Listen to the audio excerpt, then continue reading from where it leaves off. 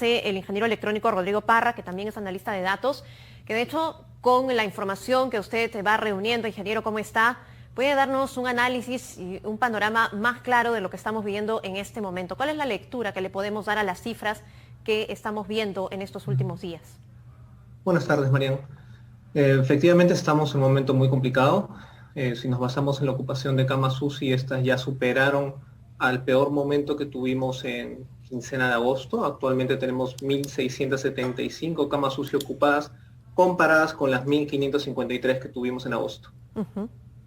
Ok, eso ya de por sí nos da una cifra clarísima de que en este momento, en este inicio de segunda ola, porque recordemos que el presidente dijo que estábamos entrando en esta segunda ola, ya estamos superando nuestras cifras pico del año pasado.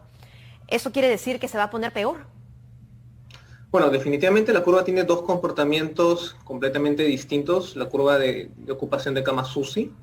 En este caso, el comportamiento es exponencial, lo que quiere decir que el crecimiento de ocupación es mucho más rápido de lo que experimentamos durante la primera ola.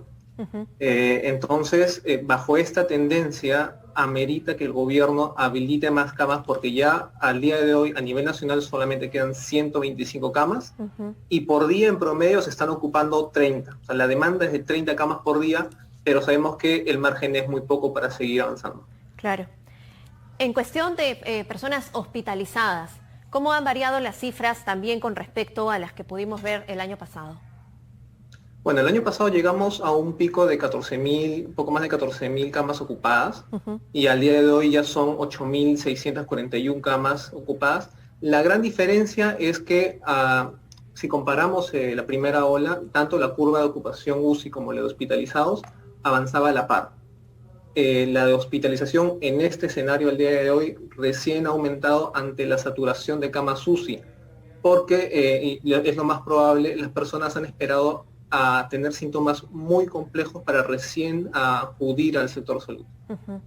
Sí, eso es lo que tenemos ahí precisamente uno de los cuadros que usted ha elaborado, ingeniero, y podemos ver que en efecto el punto más alto de esta curva, me voy a poner los lentes porque, a ver, el punto más alto de esta curva está en agosto, 2 de agosto, entre el 2 y el 16, y de hecho hoy, 17 de enero, no hemos llegado al pico más alto, pero estamos en esto. Pero hay algo que usted menciona que es muy importante y es que la gente está llegando con síntomas mucho más graves.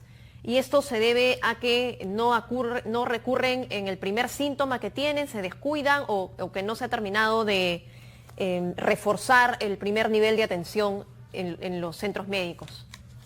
Bueno, según comentarios del Ministerio de la Ministra, del Colegio Médico, ya las personas que estaban llegando a los centros de salud contaban con síntomas muy graves y complejos y ameritaban una atención en cuidados intensivos con ventilador mecánico. A diferencia de la primera etapa que sí acudían con los primeros síntomas y había incluso la duda si tenía uno un resfrío o alguna otra enfermedad relacionada, pero ahora no. Hay una sensación de confianza lamentablemente y que realmente en la última semana han tomado conciencia. Para darte un número y entrar en contexto, en la última semana la ocupación promedio de hospitalización ha sido de 278 por día y las semanas pasadas era un promedio de 150 a 160. Y esto ha pasado únicamente por la saturación de camas UCI, porque ya no hay a dónde ir.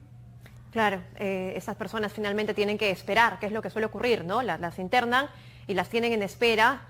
Y se está dando, según también lo que pudimos conversar en algún momento con algunos jefes de hospitalización, se está dando esto de que empiezan a elegir quiénes tienen más posibilidades para pasar a una cama UCI con ventilación mecánica. Y esta es una situación a la que precisamente no se quería llegar. Correcto, sí. Y también otra diferencia es que en este escenario la ocupación de camas se está dando por personas jóvenes, personas con de 40 años a menos, a diferencia de la primera etapa. Lo malo es que los fallecidos o la curva de fallecidos, el aumento que estamos viendo sigue siendo de personas mayores a 40 años.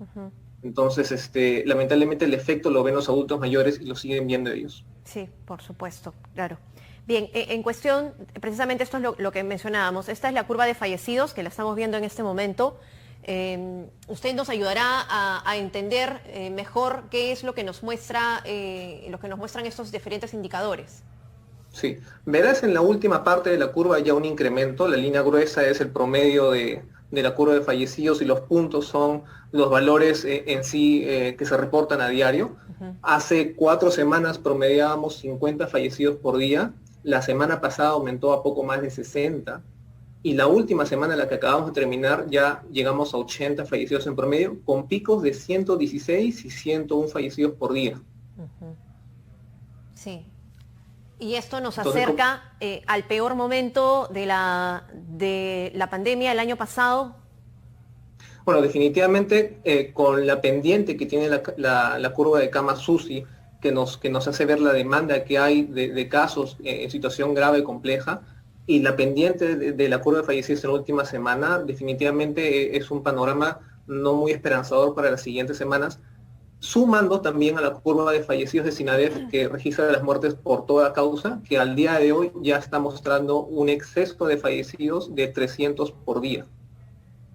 Según estas cifras y los estimados y las proyecciones que se pueden hacer, teniendo en cuenta cómo va evolucionando las variantes diarias, en fin, ¿qué podríamos esperar para las siguientes 2 semanas?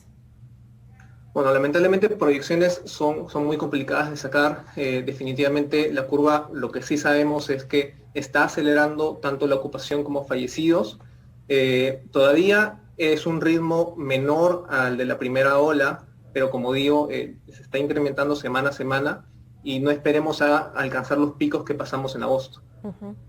Esto quiere decir que se tendrían que tomar otro tipo de medidas. Yo sé que esto no es su campo, no es su competencia, pero ¿creería usted que quizá se deberían tomar medidas más estrictas de repente para no detener, pero quizá desacelerar un poco este crecimiento?